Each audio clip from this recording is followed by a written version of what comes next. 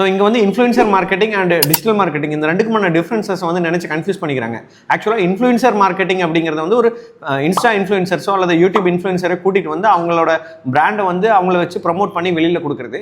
இதனால் என்ன நடக்கணும், அவங்களோட பிராண்டிங் வந்து நல்லா நடக்கும். பட் சேல்ஸ் கன்வர்ஷன்ஸ் வந்து இருக்குமா அப்படின்னா இருக்கும். பட் இனிஷியலாக கொஞ்சம் நல்லாயிருக்கும். அதுக்கப்புறம் ஒரு சர்டன் டேஸ்க்கு அப்புறம் வந்து அது அப்படியே டிமினிஷ் ஆக ஆரம்பிச்சிடும். பட் டிஜிட்டல் மார்க்கெட்டிங்கிறது அந்த மாதிரி கிடையாது. It is a measurable and it is a scalable.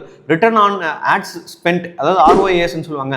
அதை நீங்கள் மெஷர் பண்ணிக்கலாம். நீங்கள் எவ்வளோ வந்து ஆடுக்கு ஸ்பெண்ட் பண்ணியிருக்கீங்க, கிளிக் த்ரூ ரேட் எவ்வளோ வந்திருக்கு, இது எல்லாமே வந்து நீங்கள் வந்து மெஷர் பண்ணிக்கலாம். ஈஸியாக மெஷரபிள் அண்ட் அது வந்து லாங் லாஸ்டிங் கன்சிஸ்டண்டாக கொடுத்துட்டு இருக்கனால உங்களுக்கு வந்து லீட்ஸ் வந்து நிறைய கிடைச்சிட்டு இருக்கும். சேல்ஸ் கன்வர்ஷன்ஸும் டிஜிட்டல் மார்க்கெட்டிங்கில் இருக்கும். ஸோ எது வந்து பெஸ்ட் அப்படின்னு கேட்டால் ரெண்டுமே பெஸ்ட் தான். இனிஷியலாக வந்து பார்த்தீங்கன்னா உங்கள் பிராண்ட் வந்து யாருக்குமே தெரியல, உங்களோட ஸ்டார்ட் அப் இப்போ தான் அப்படின்னா அந்த டைமில் நீங்கள் ஒரு இன்ஃப்ளூயன்சரை கூப்பிட்டுக்கலாம்.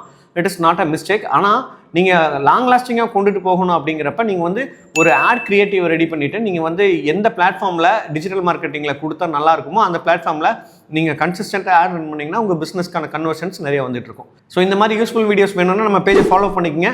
இந்த வீடியோ பிடிச்சிருந்துச்சுன்னா லைக் பண்ணுங்கள். தேங்க்யூ.